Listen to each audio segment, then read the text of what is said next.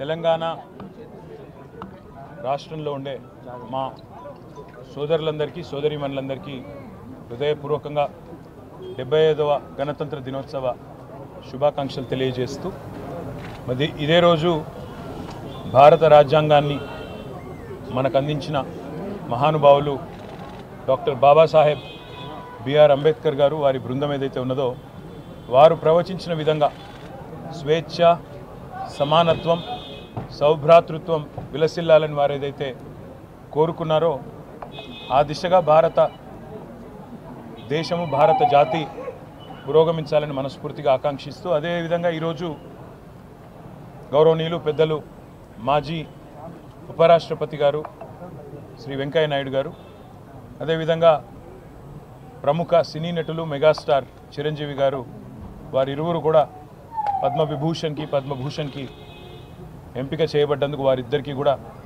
హృదయపూర్వకమైన శుభాకాంక్షలు మా పార్టీ తరఫున మా అధ్యక్షులు కేసీఆర్ గారి తరఫున కూడా వారికి తెలియజేస్తూ వారితో పాటు పద్మశ్రీ పురస్కారాలకు ఎంపికైన తెలుగు రాష్ట్రాలకు చెందిన మరొక నలుగురు పెద్దలు కళాకారులకు కూడా హృదయపూర్వకమైన శుభాకాంక్షలు కూడా తెలియజేస్తూ మరి గణతంత్ర దినోత్సవం నాడు రాజ్యాంగబద్ధంగా రాష్ట్రాన్ని దేశాన్ని నడపాల్సిన రాజ్యాంగబద్ధమైన సంస్థల్లో ఉండే పెద్దలు ఈ గవర్నర్ వ్యవస్థలో కానీ ముఖ్యమంత్రి వ్యవస్థలో కానీ ఉండే పెద్దలు ముఖ్యంగా ఈ రాష్ట్రంలో ఉండే ప్రభుత్వం వారికి మా పార్టీ తరఫున ఒకటే విజ్ఞప్తి ప్రజాపాలన అంటున్నారు ప్రజాపాలన అనే మాట పదే పదే వాడుతున్నారు ఈరోజు ఉదయం గవర్నర్ గారి ప్రసంగంలో కూడా అదే వల్లవేసే ప్రయత్నం చేసినారు ప్రజాపాలన అంటే ప్రజాప్రతినిధులను గౌరవించుకునే సంస్కారం ఉన్న పాలన కావాలి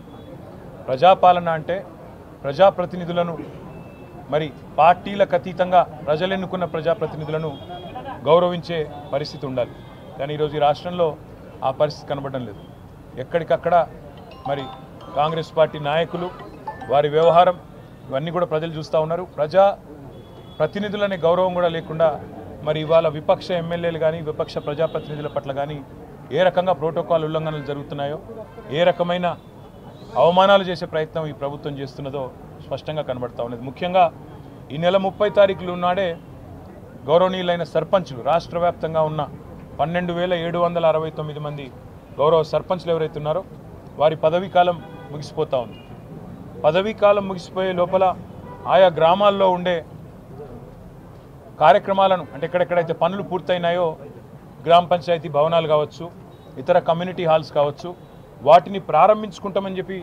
సర్పంచులు కోరుతుంటే ఇవాళ దాన్ని కూడా బేఖాతరు చేస్తూ మంత్రులు రావాలి ఇంకా ఎవరో పెద్దవాళ్ళు రావాలి అని చెప్పి వారికి అవకాశం దక్కకుండా చేసే ప్రయత్నం కూడా ప్రభుత్వం చేస్తూ ఉంది ఇవాళ నేను ఈ రాష్ట్ర ప్రభుత్వానికి డిమాండ్ చేస్తూ ఉన్నాను మీరు నిజానికి కాల పరిమితి ముగిసే లోపలే పంచాయతీ ఎన్నికలు పెట్టాల్సింది లాస్ట్ టైం మేము పెట్టినాము మేము ఆనాడు శాసనసభ ఎన్నికలు అయిపోగానే పంచాయతీ ఎన్నికలు పెట్టి కొత్త సర్పంచ్లను కూడా ఎన్నుకున్నాం కానీ మీ ఆలోచన చూస్తూ ఉంటే మరి సర్పంచ్ ఎన్నికలు పంచాయతీ ఎన్నికలు నిర్వహించే ఆలోచన మీకు ఉన్నట్టుగా కనబడడం లేదు అందుకే ఈ రాష్ట్ర ప్రభుత్వాన్ని నేను డిమాండ్ చేస్తూ ఉన్నా మీరు వెంటనే ఒక ఎగ్జిక్యూటివ్ డిసిషన్ తీసుకోండి మేము కూడా సమర్థిస్తాము సర్పంచులుగా ఎవరైతే ఇవాళ ఉన్నారో వారి పదవీ కాలాన్ని పొడిగించండి పెంచండి ఇంకో మరో 6 నెలలు పెంచుతారా సంవత్సరం పెంచుతారా మీరు ఎన్నికలు ఎప్పుడు నిర్వహిస్తారో అనేది మీ ఇష్టం కాబట్టి మీరు మరొక 6 నెలల సంవత్సరమా సర్పంచుల పదవీ కాలాన్ని పెంచాలి వారికి అవకాశం ఇవ్వాలని నేను కోరుతా ఉన్నా ఎందుకంటే మీకు తెలుసు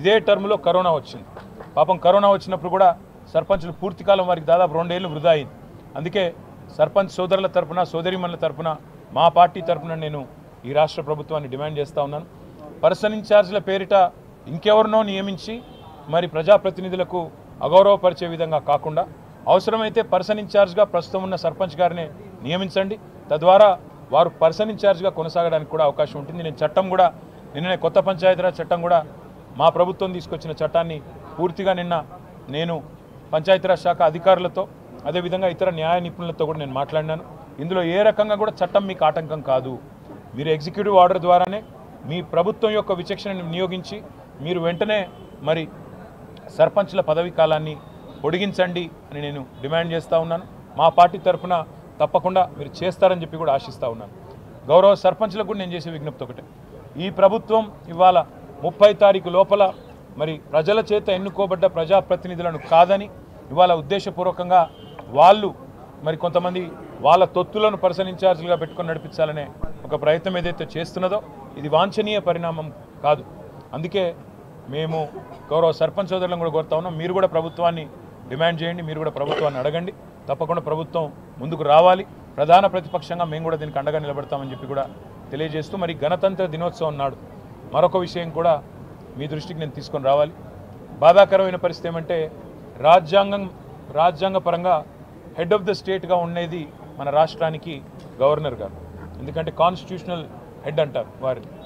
మరి ఈరోజు రాజ్యాంగబద్ధమైన గవర్నర్ పదవిలో ఉన్న ఇక్కడి గవర్నర్ గారు ఏ రకంగా వ్యవహరిస్తున్నారో ఇవాళ రాష్ట్రం మొత్తం చూస్తూ ఉంది, రాష్ట్ర ప్రజలు మొత్తం గమనిస్తూ ఉన్నారు. ఒక 4 నెలల కిందట అనుకుంటాను ఆనాడు అప్పటి క్యాబినెట్ కేసీఆర్ గారు ముఖ్యమంత్రిగా ఉన్నప్పుడు అప్పటి క్యాబినెట్ ఒక నిర్ణయం తీసుకుంది. తెలంగాణ ఉద్యమంలో ఆనాడు క్రియాశీలంగా పనిచేసిన గౌరవనీయులు మా ఉద్యమ సహచరుడు సోదరుడు ప్రొఫెసర్ దాసోజు శ్రవణ్ గారిని మరి క్యాబినెట్ తీర్మానం చేసి గవర్నర్ కోటాలో ఎమ్మెల్సీగా ఎంపిక చేస్తూ వారితో పాటు మరి షెడ్యూల్డ్ ట్రైబ్గా ఉన్న ఎరుకల సామాజిక వర్గం, ఎందుకంటే జనరల్గా అవకాశాలు రావు కాబట్టి ఒక మాజీ శాసనసభ్యుడు సామాజిక ఉద్యమాల్లో పాల్గొన్న మరొక సోదరుడు సత్యనారాయణ గారు ఇద్దరిని కూడా నామినేట్ చేస్తూ ఆనాడు కేసీఆర్ గారి క్యాబినెట్ నిర్ణయం తీసుకుంటే ఈ గవర్నర్ గారు రాజకీయపరమైన సంబంధాలు ఉన్నాయి అని చెప్పి ఆనాడు శ్రవణ్ గారిని అదేవిధంగా సత్యనారాయణ గారిని క్యాబినెట్ నామినేట్ చేస్తే తిరస్కరించడం జరిగింది. మరి ఈరోజు వార్తలు వస్తున్నాయి, నిజమా కాదా గవర్నర్ ఆఫీస్ ధృవీకరించాలి, చీఫ్ సెక్రటరీ చెప్పాలి. వార్తలు వస్తున్నాయి కోదండరాం గారికి మరొక ఆయనకు గవర్నర్ గారికి ఒక లెటర్ రాగానే ఆగమేఘాల మీద క్షణాల్లో సంతకం పెట్టి ఆమోదించినారని చెప్పి వార్తలు వస్తూ ఉన్నాయి. నేను ఒకటే అడుగుతా ఉన్నా, శ్రవణ్ గారికి సత్యనారాయణ గారికి తెలంగాణ ఉద్యమంలో పాల్గొన్న శ్రవణ్ గారు, సామాజిక ఉద్యమాల్లో పాల్గొన్న సత్యనారాయణ గారు రాజకీయపరమైన సంబంధాలు ఉన్నాయని తిరస్కరించిన గవర్నర్ గారు ఇవాళ ఒక రాజకీయ పార్టీకి అధ్యక్షుడిగా ఎన్నికల్లో పోటీ చేసిన కోదండరాం గారిని ఏ రకంగా ఆమోదించారు చెప్పవలసిన బాధ్యత ఉంది. రాష్ట్ర ప్రజలు తప్పకుండా మీ నుంచి సమాధానం ఆశిస్తున్నారు గవర్నర్ గారు. మీరు రాష్ట్ర ప్రజలు ఇచ్చే జీతంతోనే మీకు ప్రతి నెల జీతం అందుతూ ఉంది, రాజ్భవన్ మెయింటెనెన్స్ కూడా ప్రజల సొమ్ముతోనే జరుగుతూ ఉంది. మీరు ప్రజలకు జవాబుదారీ, కేవలం రేవంత్ రెడ్డికి కాదు. అందుకే నేను గవర్నర్ గారిని డిమాండ్ చేస్తూ ఉన్నా, ఏ రకమైన విచక్షణతోని మీరు ఒక రాజకీయ పార్టీ అధ్యక్షుడికి ఇవాళ ప్రభుత్వం నామినేట్ చేసి మీకు పంపితే మీరు ఆమోదించారు. ఆనాడు ఉన్న అభ్యంతరాలు ఈరోజు ఎందుకు లేవు? మీకేమైనా కాంగ్రెస్ బీజేపీ మ్యాచ్ ఫిక్సింగ్లో భాగంగా మీకున్న ఫెవికాల్ బంధంలో భాగంగా ఇది జరిగిందా? గవర్నర్ గారు రాష్ట్ర ప్రజలకు చెప్పాలి. మరి తప్పకుండా ఈ విషయంలో గవర్నర్ గారిని తప్పకుండా అదేవిధంగా ఈ నిర్ణయం తీసుకున్న ప్రభుత్వాన్ని నేను అడుగుతా ఉన్నా, ఆనాడు ఏదైతే అభ్యంతరం గవర్నర్ గారు లిఖితపూర్వకంగా ఇచ్చినారో వీరు రాజకీయ పార్టీలతో అంటగాగుతున్నవారు, సంబంధం ఉన్నవారని ఈరోజు ఆ అభ్యంతరం ఏమైంది? కాంగ్రెస్ బీజేపీ నాయకులు ఇది వాళ్ళ సంబంధాన్ని బట్టబయలు చేస్తున్న మాట వాస్తవమా కాదా చెప్పాలని చెప్పి కూడా నేను డిమాండ్ చేస్తూ మరి మళ్ళొక్కసారి గౌరవ సర్పంచులు వారి పదవీ కాలాన్ని పొడిగించాలని మా సత్యనారాయణ గారు ఇక్కడే ఉన్నారు. గౌరవ సర్పంచుల పదవీ కాలాన్ని పొడిగించాలని, పర్సన్ ఇన్ఛార్జ్ల పేరిట ప్రజాప్రతినిధుల గౌరవాన్ని తగ్గించవద్దని చెప్పి కూడా మళ్ళొకసారి డిమాండ్ చేస్తూ ప్రజాపాలన అంటే ప్రజాప్రతినిధులను గౌరవించే పాలన ఉండాలి, ప్రజల ఆకాంక్షలు గౌరవించే పాలన ఉండాలి. కాబట్టి కరోనా సమయంలో మరి మా గౌరవ సర్పంచులు కొంత సమయం వారు ఆ సేవ చేయలేకపోయినారు. ఆ సమయంలో అందరం కూడా ఇబ్బందుల పాలైన మొత్తం ప్రపంచం అంతా కూడా. కాబట్టి గౌరవ సర్పంచులందరి తరపున రాష్ట్రంలో మా పార్టీ డిమాండ్ చేస్తోంది, వారి పదవీ కాలాన్ని 6 నెలలు లేదా సంవత్సరం పొడిగించండి, లేదా వచ్చే పంచాయతీ ఎన్నికల వరకు పొడిగించాలని చెప్పి కూడా మేము డిమాండ్ చేస్తాం. ముఖ్యమంత్రి రేవంత్ రెడ్డి మాట్లాడుతూ కేసీఆర్ కొన ఊపిరి చోటు ఉన్నాడు, అది గొంతు విసికే బాధ్యత మా కార్యకర్తలకు. ఇప్పుడు కాదు తమ్ముడు, ఎప్పుడో చెప్పారు పెద్దలు, మీకు అది గుర్తుండే ఉండొచ్చు. సుమతి శతకం అనుకుంటా. కనకపు సింహాసనమున శునకము గుర్చుండబెట్టి శుభలగ్నమున పట్టము కట్టిన వెనుకటి గుణమేల మాను వినరా సుమతి అన్నారు. అంటే మంచి ముహూర్తం చూసి ఒక శునకాన్ని తీసుకొచ్చి మరి ఒక మంచి పదవిలో పెట్టిన నీచ మానవులు తమ వెనుకటి గుణాలు మానరు అని సుమతి శతకంలో ఏనాడో చెప్పినారు. కాబట్టి వారి గురించి నేను మాట్లాడినా నోరు ఖరాబ్ చేసుకోను. కానీ ఒకటి మాత్రం వాస్తవం, ఈ అహంకారం, ఈ రకమైన ఒక వెకిలి వ్యవహారం మాకు వాళ్ళని చూస్తుంటే ఒకటే అనిపిస్తూ ఉంది. ఈ ప్రభుత్వంలో ఉండే పెద్దలను చూస్తుంటే ఒకటే అనిపిస్తూ ఉన్నది. వారు మాటి మాటికి మమ్మల్ని అంటూ ఉన్నారు, మీరు ఇంకా అధికారంలో ఉన్నట్టుగా భావిస్తున్నారు అంటున్నారు. కానీ వాస్తవం ఏంటంటే వాళ్ళు ఇంకా ప్రతిపక్షంలోనే ఉన్నామనుకుంటున్నారు, మేము అధికారంలో ఉన్నామనుకుంటున్నారు. అందుకే వాళ్ళు చూస్తే మీరు మా మీద ఆడిపోసుకుంటున్నారు. మీకు అధికారం ఇచ్చి 45-50 రోజులు అయ్యింది, మమ్మల్ని ఆడిపోసుకోవడం ఎందుకు, మమ్మల్ని తిట్టిపోసుకోవడం ఎందుకు? శాతనైతే మీరు ఇచ్చిన 420 హామీలు నెరవేర్చండి, శాతనైతే సేవ ఉంటే ప్రజలకు ఇచ్చిన హామీలు నెరవేర్చండి. వారు మమ్మల్ని వ్యక్తిగతంగా ఎంత దూషించినా, మాకు రాజకీయాల్లోకి వచ్చిన తర్వాత మీకు తెలుసు ఈ దూషణలు ముఖ్యంగా ఇట్లాంటి కుసంస్కారమైన వ్యక్తులు ఉన్నప్పుడు తప్పవు. కానీ మేము ప్రజల తరపున మాత్రం వారిచ్చిన 420 హామీలు, అందులో 100 రోజుల్లో అమలు చేస్తానన్న 6 గ్యారంటీలు, వీటన్నిటి విషయంలో మాత్రం మా దృష్టి ప్రజల దృష్టి మరల్చకుండా చూసుకుంటాం. ఎందుకంటే ఇవన్నీ కూడా ప్రజల దృష్టి మరల్చే ఎత్తుగడలు, కుయుక్తులు. ఇవాళ రాష్ట్రంలో ఒకటి స్పష్టంగా కనబడుతోంది బ్రదర్, కాంగ్రెసు బీజేపీల ఫెవికాల్ బంధం ఏదైతే ఉందో రోజు రోజుకి ప్రజలకు అర్థమవుతూ ఉంది. మీరు గమనిస్తే మన కడియం శ్రీహరి గారు, మా కౌశిక్ రెడ్డి గారు ఇద్దరు కూడా ఇక్కడే ఉన్నారు. వారు ఎమ్మెల్సీలుగా ఉండే తర్వాత మొన్న ఎమ్మెల్యేలు అయినారు. ఇద్దరు రాజీనామా చేసినారు ఒకటే రోజు రాజీనామా చేస్తే చైర్మన్ గారు అదే క్షణంలో ఒకటేసారి ఆమోదించారు. వెంటనే ఒకటే బుల్లెటిన్లో ఎలక్షన్ కమిషన్కి నివేదించారు. 2 ఖాళీలు వచ్చినాయని, అది కూడా ఒకటే కోట. ఇద్దరు కూడా ఎన్నికైంది ఎమ్మెల్యేల కోటాలు, వేరు కేటగిరీలు కూడా కాదు. మరి ఉప ఎన్నికలు పెట్టాలా? ఉప ఎన్నికలు పెట్టాలి అంటే సహజంగా ఒకటే కోటా కాబట్టి, ఓటరు కూడా మళ్ళీ వారే కాబట్టి, మళ్ళీ ఎమ్మెల్యేలే కాబట్టి ఒకటే ఎన్నిక జరగాలి. ఉప ఎన్నికలు రెండింటికి ఒకేసారి ఉప ఎన్నికలు జరగాలి.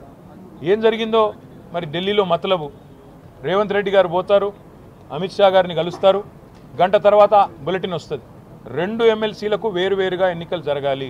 ఎందుకు 2 వేరువేరు ఎన్నికలు? 2 ఒకేసారి జరిగితేనేమో ఒకటి కాంగ్రెస్కి వస్తుంది, ఒకటి మా పార్టీకి వస్తుంది, బీఆర్ఎస్కి వస్తుంది. కానీ 2 ఎన్నికలు అలగలగ్ జరిగితే 2 కూడా కాంగ్రెస్కే పోతాయి. అంటే ఈరోజు కాంగ్రెస్ను జాకీలు పెట్టి లేపుతున్నది, కాంగ్రెస్కు ఇతోధిక సహాయం అందిస్తున్నది. ఇవాళ గవర్నర్ గారు క్షణాల మీద ఆగమేఘాల మీద ఎమ్మెల్సీ నామినేషన్లను ఆమోదించిన పద్ధతి చూసినా కానీ, లేదా మొన్న 2 ఉప ఎన్నికలు ఒకేసారి నిర్వహించకుండా 2 అలగలగ్ నిర్వహించిన పద్ధతి చూస్తే కానీ స్పష్టంగా అర్థమవుతున్నది కాంగ్రెసు బీజేపీ ఫెవికాల్ బంధం ఏదైతే ఉన్నదో.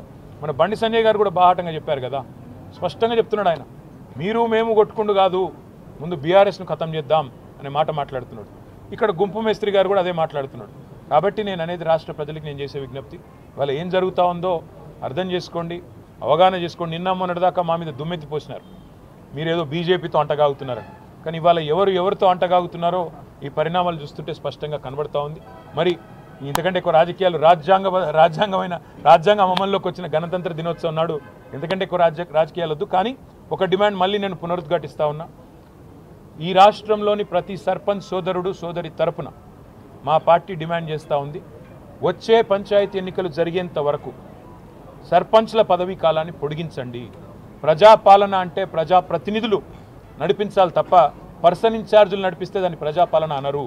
మీకు ఒకవేళ ఎన్నికలు పెట్టే ఉద్దేశం ఉంటే ఎన్నికలు పెట్టండి, లేని పక్షంలో వీరి పదవీ కాలాన్ని పొడిగించి ప్రజాపాలన అనే దానికి నిజమైన నిర్వచనం ప్రజాప్రతినిధుల ఆధ్వర్యంలో నడిచే పాలన అనే విషయాన్ని మర్చిపోకుండా ముందుకు పోవాలని కోరుతాం. Thank you.